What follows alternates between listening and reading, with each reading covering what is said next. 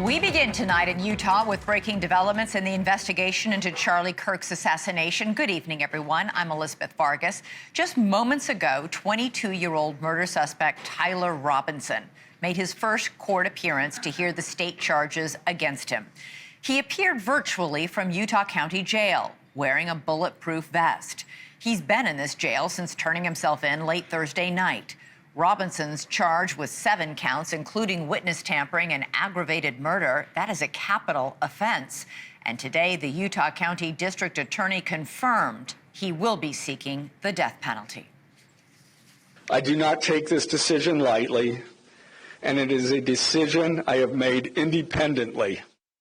Since Charlie Kirk's murder 6 days ago, investigators have been working to pin down why this young man from a conservative Mormon family, a top student who earned a 4-year college scholarship, allegedly turned into a killer.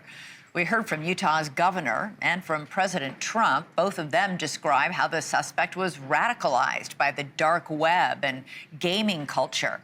Well, today, Utah County's top prosecutor explained how politics played a part. Robinson's mother explained that over the last year or so, Robinson had become more political and had started to lean more to the left, becoming more pro-gay and trans rights oriented. She stated that Robinson began to date his roommate, a biological male who was transitioning genders.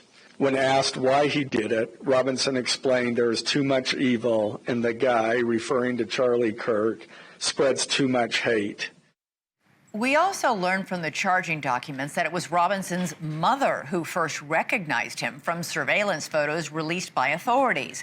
She called Robinson to ask him where was he, and he said he was home, sick in bed. The father became more suspicious after reports that police found the murder weapon, a bolt-action rifle. He recognized the gun because it looked exactly like the rifle he gave his son. He asked Robinson to send him photos of the rifle to prove that he still had it and that it wasn't the murder weapon. That became the focus of a text conversation between the suspect and his roommate. After confessing that he murdered Kirk, even directing his roommate to a note that he had left under his keyboard, Robinson then fretted about getting that rifle back. In fact, he showed more concern about retrieving the rifle, which once belonged to his grandfather, than about violently taking the life of a husband and father of 2 young kids. Robinson again. I'm wishing I had circled back and grabbed it as soon as I got to my vehicle. I'm worried what my old man would do if I didn't bring back Grandpa's rifle. IDEK if it's had a serial number, but it wouldn't trace to me. I worry about prints. I had to leave it in a bush where I changed outfits. Didn't have the ability or time to bring it with. I might have to abandon it and hope they don't find prints. How the F will I explain losing it to my old man?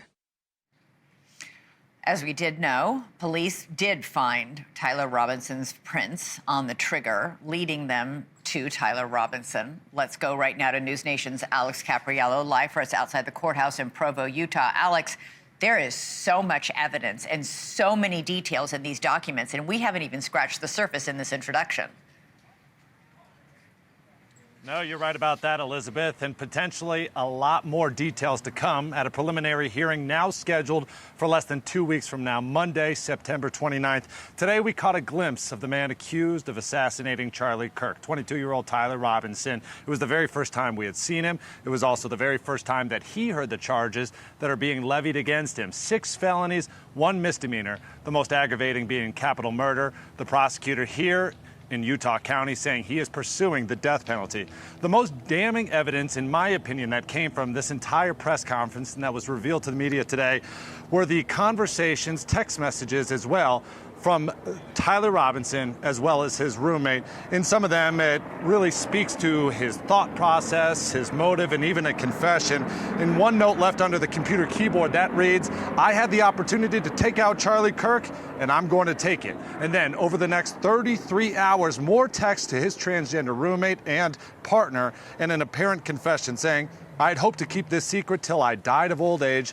I'm sorry to involve you. Later, a possible motive, the big question that we've all had up to this point. Quote, I had enough of his hatred. Some hate can't be negotiated out. As for the physical evidence left behind, investigators say they were able to collect it all and trace it back to Tyler Robinson. That includes DNA that was found on the rifle, found on the trigger, found on the shell casings, both spent and unspent, that was left with the rifle, as well as the towel that was used to conceal the rifle when he was running away from the scene of the crime, allegedly. Also, target boards that were found during a search warrant of his actual premises, which actually showed bullet casings and bullet holes in the actual targets themselves. All of this, of course, going to be used to build the strongest case possible against Tyler Robinson, all in the name of justice for Charlie Kirk and for Erica Kirk, who we also learned today now has a court-appointed protective order for her as well. Elizabeth? All right, Alex Capriello live outside the jail there in Utah. I want to bring in now Utah County Sheriff Mike Smith and Under Sheriff Sean Buffton. Gentlemen, thank you both so much for joining us, and well done on collecting this extraordinary amount of evidence. Sheriff Smith, you were at that press conference with the DA today. There is a huge amount of evidence against Tyler Robinson. DNA on the towel, the rifle, the cartridges. Is this beginning to seem like an open and shut case? Well, we would hope so. The investigation continues. We're not going to look at it as open and shut, but you're right. I agree with you 100%. The evidence is piling up and is becoming overwhelming. Under Sheriff, we're looking at video right now of Tyler Robinson just a short time ago appearing for his first court hearing. I was struck by the fact that he showed absolutely zero emotion. And there are reports he is no longer cooperating with the investigation. Can you confirm that? He certainly doesn't seem to be showing any emotion right there, but as far as cooperation goes, I probably can't comment on that right now. What's his demeanor in jail? Is he expressing any remorse of any kind? Again, I haven't been down to visit him, so this is the photos that I'm seeing is the one you're seeing, and there doesn't seem to be much emotion there. He also, Under Sheriff, appears to be wearing, is that a bulletproof vest he's wearing, or is that a suicide vest? It's a protective gown that he's on special watch, so that's what we put him in, and it's a special gown. It's not bulletproof. Special watch for meaning a suicide watch? Because I know he had said at first to his parents he would not turn himself in, he would rather kill himself. Yes, I mean, it can be used for that, but he's on a special watch right now until we see how he's going to, continue to act in the jail, what his behavior will be. Sheriff Smith, the charging documents and the DA said today that Robinson's family had said that he'd grown more pro-gay and more pro-trans rights over the past few years. Does that coincide with the same time that he became romantically involved with his roommate? Well, from the text messages that were read today, and also the things that we know, yes, it would appear that those things are all moving in the same direction. So right around the same time, it obviously gives him a sort of a personal experience on this issue. At the same time that he was involved with this man who was his roommate, but this man who was also transitioning to a woman, was the time when he began to get more strident, or at least change his political views on gay rights and transgender rights. Yeah, so at this time, I don't know exactly when he started to move that direction. Text messages between Tyler Robinson and his roommate and partner are very revealing. One said, "How long have you been planning this?" The response was a bit over a week. And then Tyler Robinson tells his roommate to delete the conversation, which is essentially, that's a crime, right? That would be, if you're erasing evidence, that would mean you're an accessory. Is there any possibility that the roommate could be charged? Well, it would definitely be destruction of evidence, obstruction of justice to do something like that. And that's something that's part of the investigation as we're working through this. Our focus is to make sure that we have the best case possible against Robinson. But as we move forward, nothing's off the table. As we continue to investigate this and see who was involved, what level of involvement they had, and make sure that we're following every lead and making sure that everybody that was involved in this, that we've taken a close look at it to see if any charges need to be filed. And Sheriff Smith, thus far it has looked like it's just been Tyler Robinson who's done this all by himself. Do you anticipate that you're going to learn more that will show he had help somehow? Hard to say what I anticipate. We'll follow the evidence, we'll follow the leads. I wouldn't be surprised if he did, but at this time, as you've heard, there's nothing glaring that's leading in that direction. Under Sheriff, the roommate did not call police even after Robinson confessed to him that he did this. Is that correct?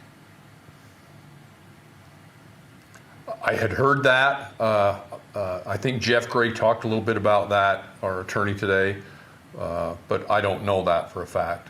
To be clear, you're under no legal obligation to report a crime, but it is clear from the text messages that the roommate was shocked when he learned that when Tyler Robinson confessed to him, and according to these text messages, again, I'm asking, it didn't appear that the roommate, even though Tyler Robinson told him, destroy these text messages, right now, is there any evidence that the roommate did, in fact, destroy any text messages, or did he refuse to do that and save everything? I don't know the answer to that question. Sheriff, do you know the answer to that question? That's something at this time that's part of the investigation that I'm not going to speak about. But as I've said, those things we're thoroughly looking into to make sure that if there's a reason to file charges, then charges will be filed. Again, when we talk about these things, and I think you heard Jeff Gray speak of this before, our focus is making sure that we have good investigative leads, good investigations which lead to good prosecutions. So I want to answer your questions, but at the same time, my highest priority is making sure that anybody involved in this is charged properly. And we don't want to do anything that would interfere with that. Just one last question, Sheriff. The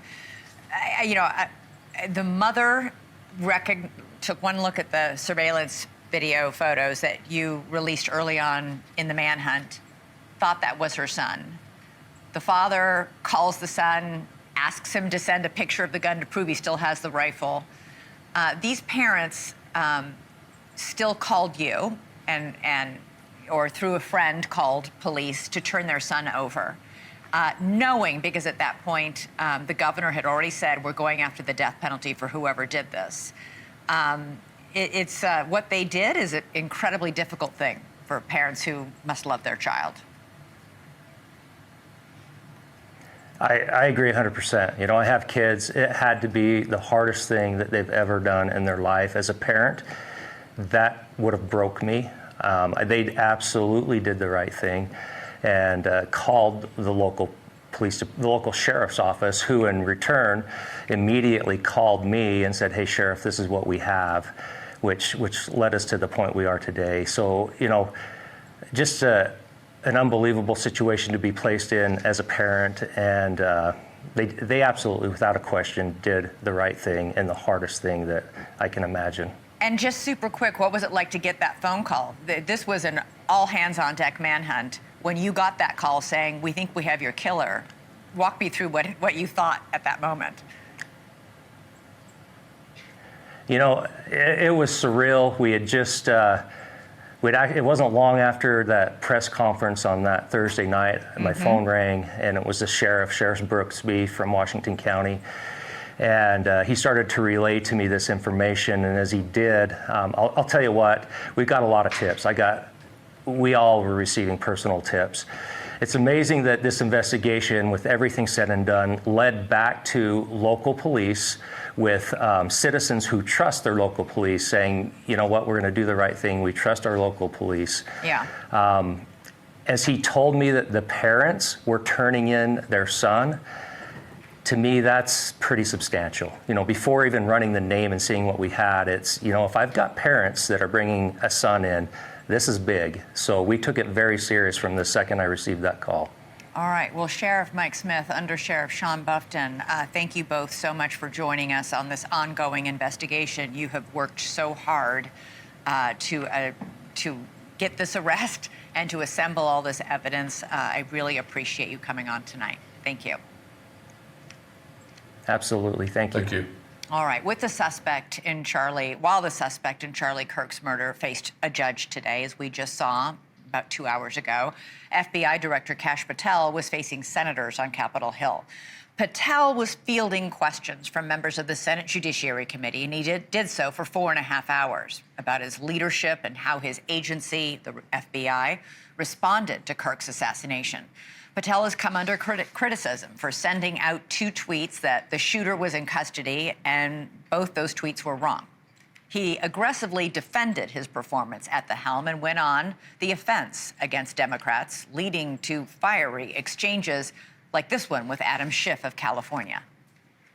And combating the weaponization of intelligence by the likes of you, and we have countlessly proven you to be a liar in Russiagate, in January 6th. You are the biggest fraud to ever sit in the United States Senate. You are a disgrace to this institution and an utter coward. I'm not surprised.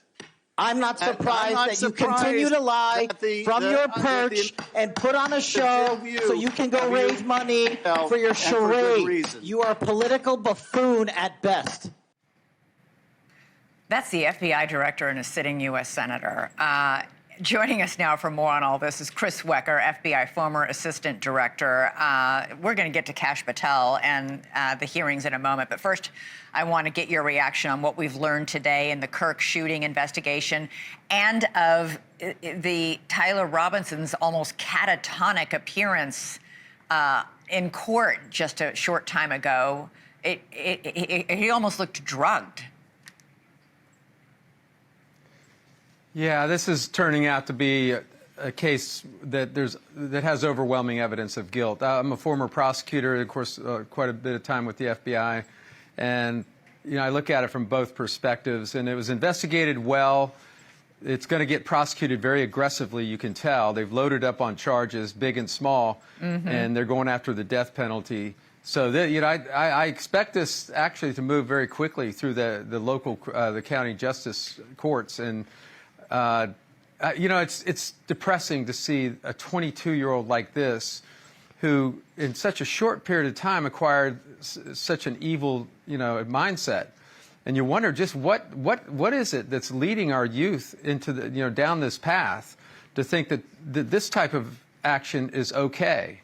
With all these texts, we have gotten a clear look into the mind of an assassin, a 22-year-old assassin who got indoctrinated or radicalized, probably on the internet, on these various sites and through outside influences. We used to talk about this after 9/11, when the initial focus was on card-carrying Al-Qaeda and mainstream Al-Qaeda members, and then it sort of morphed into the lone wolf, radicalized on the internet, radicalized from a distance type of actor.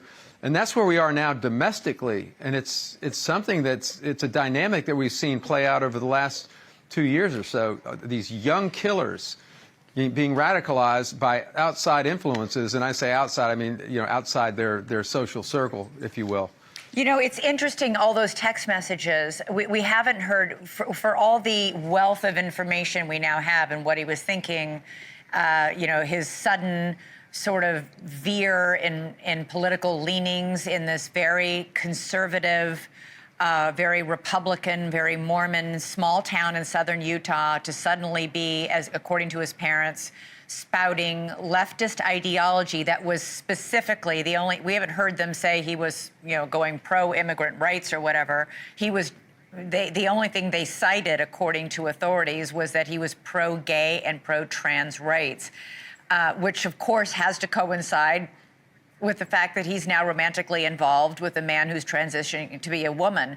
Nobody's talking about what happened in this young man's life that he would derail him from a straight-A student in high school, winning a 4-year scholarship in college, going to college, and then dropping out after one semester and going home. Like, something occurred, and yet we still don't know what that was. Yeah, we know that he, you know, with the things that he inscribed on the shell casings, that he used the word fascist. He used a lot of memes and phrases and acronyms that are sort of peculiar to these gaming sites. So obviously he was influenced by that word fascist, and that's being thrown around quite a bit these days, and without really, you know, thinking about the implications of how it lands with people like this, people who are not only young, but have some type of mental, you know, they're obviously struggling with some kind of mental illness or mental condition. You don't just drop out of college for no reason. Something happened.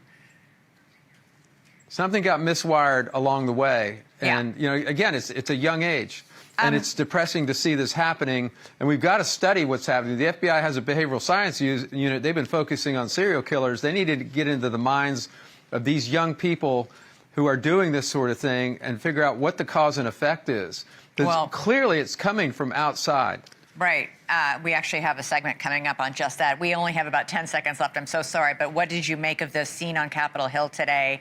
Kash Patel and senators all screaming at each other simultaneously. We wonder why the political rhetoric is at, you know, overdrive right now. There's Exhibit A. Right. I've seen mud wrestling contests that have more class than that. I mean, I really don't like to see that. The FBI director position should have some gravity to it, of course, as should some members of Congress. And I'm gonna fault both, but I really don't like to see Kash Patel getting down in the mud like that. It's not a good look for the FBI. We're an agency that should have some dignity and some gravity to it, and that's just not becoming. Not only that, he needs to stop talking about the case and putting evidence out there, because he's jeopardizing the prosecution. And any lawyer knows that. Any first-year law student knows that. Chris Wecker, always great to have you on. Really appreciate your expertise. Thank you. All right, coming up for us, as alleged assassin Tyler Robinson made his first court appearance today, another young man accused of murdering someone in cold blood made his first court appearance in 7 months. I'm talking about Luigi Mangione. A judge dismissed terrorism charges against the alleged CEO killer, which could eventually make him, potentially at least, eligible for parole. So what happens next? And then later, what happened to those two young men? Why did both Tyler Robinson and Luigi Mangione turn from a life of success to brutal violence? Is there a wider issue affecting young men in America? We just heard Chris Wecker talking about it. We're going to take a deep dive in a bit.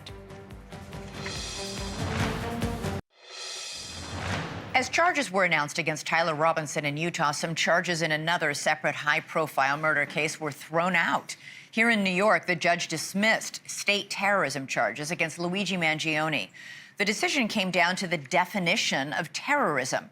The judge wrote that while the preliminary evidence suggested Mangione's act was ideologically motivated, it cannot be compared to the 9/11 attacks, which is what motivated the New York terrorism law.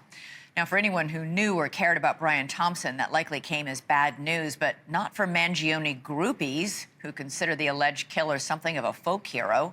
Just listen to the crowd of supporters outside the courthouse when they heard the judge's decision. The terrorism charges dropped! They dropped the terrorism charge! We, the people, want Luigi free! Who's the real terrorist? UAC! Mangione's second-degree murder charge remains in place. The 27-year-old is wearing his prison clothes and was handcuffed and shackled at the ankles today. As you saw, Mangione has attracted quite a cult following. Many of his supporters are frustrated with the health industry. Mangione wrote in his diary that the health insurance industry, quote, extracts human life force for money. Mangione also still faces separate federal charges, and Attorney General Pam Bondi has indicated that she will pursue the death penalty. For more now, I'm joined by trial attorney Mercedes Colwin. Mercedes, thanks so much for coming on. Are you surprised the judge dismissed the state terrorism charges? You know, I was initially, but I want to read something, Elizabeth, because it really captures the essence of what the judge meant and reason leading to the dismissal. He writes, there is no evidence presented of a desire to terrorize the public, inspire widespread fear, engage in a broader campaign of violence, or to conspire with organized terrorist groups. Here, the crime, though heinous but targeted and discrete killing of one person, is different from the examples of terrorism set forth herein, which is, and then he went on to compare exactly to what you said, to September 11th, the Oklahoma bombing, and the World Trade Center bombing in 1993. So it was interesting. It wasn't until I read that particular portion of the opinion that I understood the judge's reasoning. But prosecutors have previously filed motions and papers saying, we believe, from the federal level, we believe that he did this specifically to inspire other people to kill other healthcare insurance company CEOs. And that's exactly what the prosecution had been arguing to the judge, but it fell flat because the judge really looked at this crime as a targeted crime targeted to one individual, even though we call it a manifesto, but it's the notebook that had all of those notes from allegedly from Luigi Mangione, where he sets forth his anger towards the healthcare industry, which you can see it obviously resonates because every time we cover this, Elizabeth, it's shocking how many supporters he has. I can't believe it. How many people gather. No, I really can't, honestly. I mean, remarkable. The video today of these people outside the courthouse cheering and chanting "Free Mangione now." We've been talking a lot about this cult-like following, but it's even more jarring now in the aftermath of Charlie Kirk's assassination that people are still cheering for these lone wolf gunmen who've gone out and murdered, allegedly. And honestly, I mean, hopefully there's going to be some resolution because, as you made the intro earlier, you really have to focus on what's happened to these young men who, by all accounts, there was absolutely no indication leading up to these heinous acts that they allegedly committed that they would in fact engage in this type of crime. So what happened to them? How can it be resolved? How can it be stopped? How can you identify the future lone wolves? That's going to be key to stop something like this from happening in the future. Well, we just had Chris Swecker say the FBI should form a special unit to begin studying this. And Mercedes, you just teed up our very next segment beautifully. So thank you. Thank you for coming on the show. But she's right. My pleasure. What is happening to our young men in this country? Why are they turning to violence? Why do they spiral from a life of, in the case of allegedly these two men, a case of privilege, comfortable means, to one of violence and self-destruction? Is it an epidemic of alienation, of loneliness, of social media, of video games? We're going to talk to an expert right after the break. So tonight, despite everything we've learned during both the Tyler Robinson and Luigi Mangione hearings today, the fundamental question remains: what happened? What happened to these two promising young men that sent them down such an allegedly dark and murderous path? Two young men who, by all accounts, had bright futures. Robinson was a straight-A student before he was a prime suspect in Charlie Kirk's murder. As we said, he won a scholarship, dropped out after one semester, enrolled in an electrical trade school near his home. There's no word why. As for Mangione, much has been said about his life of privilege. He's an Ivy League graduate, son of a wealthy Baltimore family. Blessings he renounced, opting instead, prosecutors allege, to gun down a businessman and father on a New York City street. Both men are now facing the potential of life behind bars, even the death penalty. These two young men, however, are not alone. We're seeing an epidemic of violence in this country, increasingly at the hands of troubled young men. What is the cause, and can anything be done to stop it? There is no easy answer, for sure. Sociologists have described a crisis of masculinity that can be seen in some scary statistics. Young men today are 3 times more likely to overdose, 4 times more likely to commit suicide, and 14 times more likely to be incarcerated than their female peers. And that cauldron of alienation, self-loathing, anger, and loneliness is often stirred by social media and violent video games. Acquaintances remember that Robinson, for one, he was an introvert, and he played video games obsessively. Violent video games like Helldivers 2 may also play a role here. Authorities speculate that the game may have inspired the inscriptions that were found on the casings tied to the murder weapon. Could Robinson's online obsession have led to his alleged violence? Well, joining us to break it all down is Jen Golbeck, a computer science professor at the University of Maryland. She's also director of the MPS Data Journalism, focusing on social media, privacy, and trust on the web. So, Jen, over and over in the last several days, even in this show tonight, I had a former FBI assistant director, a former prosecutor say, what's happening with our young men? We need to find out. I mean, there's growing evidence that Tyler Robinson was radicalized online, according to both the governor and the prosecutor, even President Trump. But you say this isn't a partisan issue. We can see it on the left and on the right, and as well as apolitical radicalization. What do you mean? So we see this thing happening online where people fall into these often unmoderated or lightly moderated spaces. So we're not talking about Facebook or Instagram or Reddit. There may be some things happening there, but people who get off those spaces and then start interacting in ones where more shocking content is encouraged, or memes, right, where you develop this language internal to your community are developed and encouraged.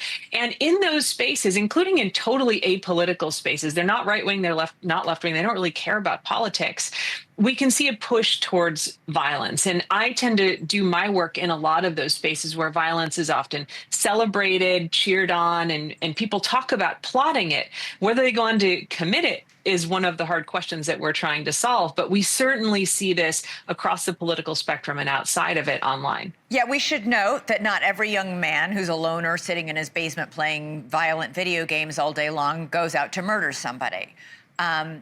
But we can also look at the fact that these two young men we've been talking about, Tyler Robinson and Luigi Mangione, as well as Thomas Crooks, the man who allegedly tried to kill President Trump in Butler, Pennsylvania, also a loner, also spent all of his time online playing video games. There's a connective tissue there. There's something in common.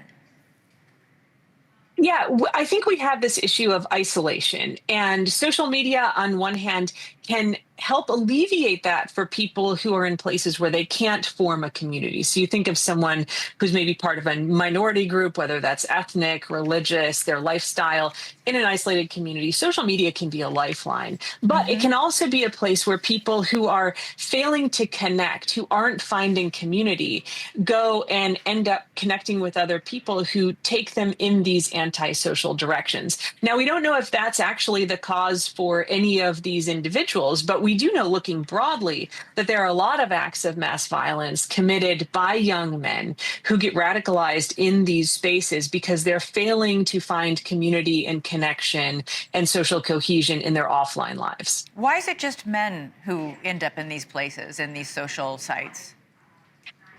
This is a very complicated question, right? But I think part of the issue is, we have this expectation of masculinity, right? We have this view from decades ago where men could get a job, support their families, were kind of in these positions of power over their families and in society. And society has changed away from that vision. And men can feel isolated by that in a way that women aren't. Women have their own set of problems to deal with. But if you feel like you're supposed to have this power and you're not able to achieve that, that can feel isolating, emasculating, and drive some of these young men to want to do things to regain some of that power. I was struck by this op-ed in the Wall Street Journal today. The share of young men 20 to 34 who work has been declining. Too many young men spend their days playing video games, watching porn, smoking pot, and trolling the internet rather than engaging with the real world. Mr. Kirk sought to bring young people out of their digital caves. It's harder to hate someone you meet in flesh than as an avatar in the digital dystopia. Quite a summary, but I think it's true. When you're all alone and you're swimming around in that cesspool and you've got other like-minded people and it's all nihilistic and cheering and egging each other on, you start to lose touch with reality. I think that's true. And what we do know from the literature is that if you take people from different ends of the political spectrum and you want to increase their engagement, you want to decrease the extremism and the polarization, having them talk face to face is an effective way to do that. Yeah. It's the core of democracy. I don't know that Charlie Kirk was effective at that. I mean, he did go I'm talk not saying to people. he was. I'm just reading the op-ed. But No, anything to get taken. people out. I mean, listen, he did sit there and encourage people to stand in line and debate him face to face, which, no matter what you think of his point of view, at least they're not downstairs in the basement and in the dark, saying all sorts of awful things online. Listen, this is a great conversation. I'd love to have you back because I think this is a big issue that we're going to be talking about for a while. Jen Goldbeck, thank you so much. Really appreciate it. Thank you. All right, coming up for us, he's one of a handful of Democratic lawmakers who attended Charlie Kirk's vigil last night on Capitol Hill. So why was he the only one? I'll ask Congress. He wasn't the only one. He's one of a handful. But why not more? I'll ask Congressman Don Davis when we come back.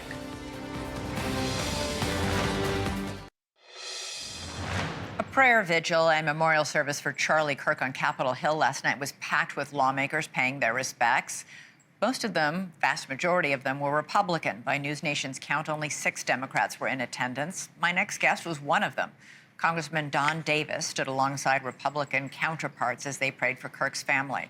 Congressman Don Davis of North Carolina joins me now. Thanks so much for being here. So why did you think it was important to go last night? Thank you. When I think about Charlie, I'm a proud 94 graduate of the United States Air Force Academy, and we were both appointed to serve on the United States Air Force Academy's Board of Visitors. So I was able to engage and communicate with Charlie. This was just in August. In fact, we sat literally beside each other, and we were able to talk about issues as it would impact the cadet wing, the future of our Air Force. So when I think about leaving this setting with him, and actually part of what we spoke about were increasing threats out of all things. And just days later, to see then these video images that were just rampant on the internet. Yeah, it was really awful. It was traumatic. And for me, we're dealing with humans here. I mean, I would venture to say that you and Charlie Kirk didn't agree on a lot of things, but it's the point of what I was just talking about with my previous guest, which is when you're sitting with somebody who's right across from you and in person, you don't hate that person. You might disagree, but you can discuss or even argue. In your case, you just worked with them on this common goal on behalf of the Air Force cadets, but it's the point that it's harder. I think part of the problem with all this hate is driven by people who've never met that person. It's the point for me is political violence there's no place for it in our democracy. And we have to be able to sit down and talk to each other. And as a person of faith, as a person who prays, and as a person who tries to connect, I believe it is so important for us, and it would only make us stronger. But when I think about all of this and Charlie's death, the assassination, this is an urgent time in which I truly believe, must connect to each other, if anything, to stand together at a time that we need peaceful discourse. Yeah. To talk about how we can get through issues together for the greater good of our communities across this country, and the benefit of our government. We need to put the American people first here. And to me, again, I mean, when you have now his wife that's grieving, you have his kids trying to figure out when their dad is going to come home. These are things that I think about. It could have easily been me when I think about threats with members of Congress. And that my final question to you, Congressman, because I had another congressman from Missouri on a couple nights ago who said he was canceling all his town halls and public events. House Speaker Mike Johnson said on NewsNation last night that there is everybody's really worried. There's been asked, how do you feel about your own safety right now? Very quickly. Again, going back to the conversations even Charlie and I were having, I mean, these increasing threats. I'm concerned increasingly, even if it's not for my own safety, when I'm out there, constituents should have a right to engage with their members of Congress. Yeah. And it's so important to me to make sure a constituent that comes to meet me, whether it's at a listening session, a town hall, that they're able to go home safely. These are things that come to my mind. And this is a time now that I believe we have to lead by example, set the example. So you're not canceling public appearances? Just yes or no? I'm not canceling public appearances. Good for you. We're continuing to look at how we can make sure we're addressing security needs. But all right. For me, I want to make Thank you. I'm so sorry. I'm up against the computer here. So thank you. Please come back. We appreciate the conversation. Coming up, we remember the life of one of Hollywood's biggest leading men, Robert Redford. Hollywood icon Robert Redford has died at the age of 89. The legendary actor starred in classics like Butch Cassidy and the Sundance Kid, All the President's Men, and The Natural. Redford also won the Oscar for Best Director for his film Ordinary People in 1981. He championed independent films as the founder of the Sundance Film Institute and dedicated his life to environmental and human rights. That does it for us. I'm Elizabeth Vargas. Time now for Cuomo. Thank you for watching. Subscribe below and download our NewsNation app right now on your phone, and you will get fact-based, unbiased news for all Americans.